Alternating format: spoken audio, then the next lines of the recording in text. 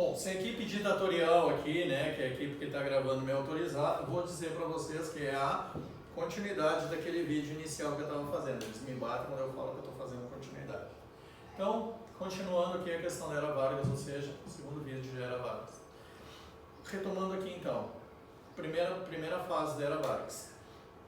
Esses 4 primeiros anos ilegítimos, né, através de um golpe, que eu vou chamar de período provisório, ele é provisório. Aprendam algo sobre a história. Se a história tem uma característica, é que ela é racional.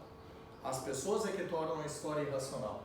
A racionalidade está na história exatamente naquilo que é. Por exemplo, professor, o que é a República da Espada? É a República e tinha espada. Pronto, acabamos. O que é a Guerra dos 30 anos? Foi uma guerra que durou 30 anos. Ok, beleza, chegamos a esse contexto. O que é a Guerra Franco-Prussiana? É a guerra onde eu tenho os prussianos, que são os alemães, Franco, porque eu tenho os franceses. Pronto, acabou. Então, quando eu tentar estabelecer e falar então desses contextos, aquilo que eu estou falando é exatamente o sentido literal daquilo que está sendo produzido para vocês entenderem isso aqui.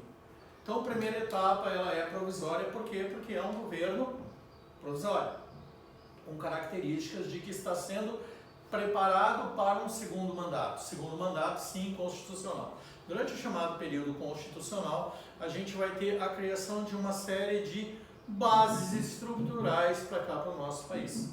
O que é mais importante durante esse período? Eu vou ter o conflito de dois lados distintos. De um lado, a Aliança Nacional Libertadora, a ANL, e de outro lado eu vou ter a Ação Integralista Brasileira, a AIB. A Ação Integralista liderada pelo Plínio Salgado, a Aliança Nacional Libertadora eu vou ter sob o jugo do Luiz Carlos Prestes. De um lado, então, eu tenho a parte mais esquerda e de outro de uma extrema direita, que chega a ter uma associação própria com o fascismo. Se vocês identificarem a questão do Plínio Salgado, ele cria, então, a ação integralista e ela tem toda uma simbologia semelhante à simbologia do que a gente tem desses estados totalitários. Nesse momento, então, é uma associação direta ao nazismo, fascismo, tanto que até as referências são referências extremamente fascistas, tá? Só que a gente encerra, então, nesse interim, a gente tem principalmente essas duas forças, a gente encerra esse interim, ou seja, encerra esse chamado período constitucional com um grande conflito. O que é? Esse lado, então, do Plínio Salgado, ele provoca a seguinte discussão. A gente tem que acabar com o avanço comunista no país. E esse avanço comunista no país, ele segue aquilo que vai se chamar de Plano Cohen. O que é? É a necessidade de contenção do avanço do comunismo no nosso no Brasil em si. Então, por conta disso, o governo se fecha e estabelece as bases daquilo que vai ser o chamado Estado Novo, ou seja, o início de um regime ditatorial. Notem que Vargas, ele é um sujeito tão controverso que os primeiros 5 anos que era no mandato presidencial não existe. Eles ocorrem entre 30 e 34, são 4 anos de mandato. O segundo período, que foi constitucional, ou seja, eleito através do voto, do chamado sufrágio universal, ele deveria de começar em 34 se estabelecer até 38, 39. Em 37 a gente começa o chamado Estado Novo. Então, mais um segundo ponto, e até que de 37 a gente deveria de ir até 42, por aí a gente estende até 45, aproveitando o espaço de guerra também, porque o Brasil está também inserido nesse contexto global que é chamado Segunda Guerra Mundial, que o Brasil vai fazer parte da Segunda Guerra Mundial. Então, o Vargas permanece no poder até o final da Segunda Guerra Mundial. Só que o chamado Estado Novo, ele começa então com essa tentativa de sufocar o avanço dos comunistas no Brasil, chamado Plano Cohen, e a gente vai estabelecer as bases de uma ditadura. Primeiro ponto a contestar e a discutir. Quando se fala em ditadura no Brasil, a primeira imagem que vem à cabeça de todos é o período de 1964 a 1984, então durante esse período a gente tem a ditadura no Brasil. A gente teve outras ditaduras que ocorreram antes, essa ditadura de 37 a 45 talvez ela seja muito mais marcante. Houve muita tortura durante esse período, mas houve muito apoio também da sociedade ao Vargas. Tanto que a gente vai ter o chamado querenismo depois, né? A gente vai estabelecer isso, e o Brasil passa por aquilo que os outros estados também passaram, que é o chamado totalitarismo. O getulismo nada mais é do que uma espécie de um estado totalitário. E aos mesmos moldes que a gente vai ter tanto no nazismo alemão quanto no fascismo italiano. Só para vocês entenderem um pouquinho desse contexto. No Brasil, a gente tinha ministros ligados ao Vargas que eram favoráveis à Alemanha, e a gente tinha ministros que eram favoráveis ao lado dos Estados Unidos de quando começar a Segunda Guerra Mundial.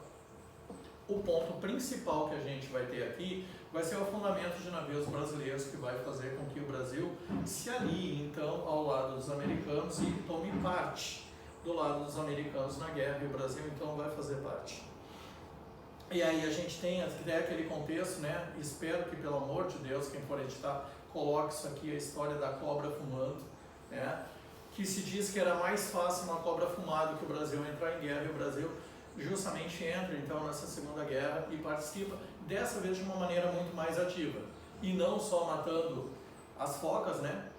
A chamada Batalha das Toninhas que a gente tem lá na Primeira Guerra, ou a participação de muitos pracinhas durante a Primeira Guerra, que vão muito mais do ponto de vista como enfermeiros e médicos do que propriamente ir para o fronte de batalha.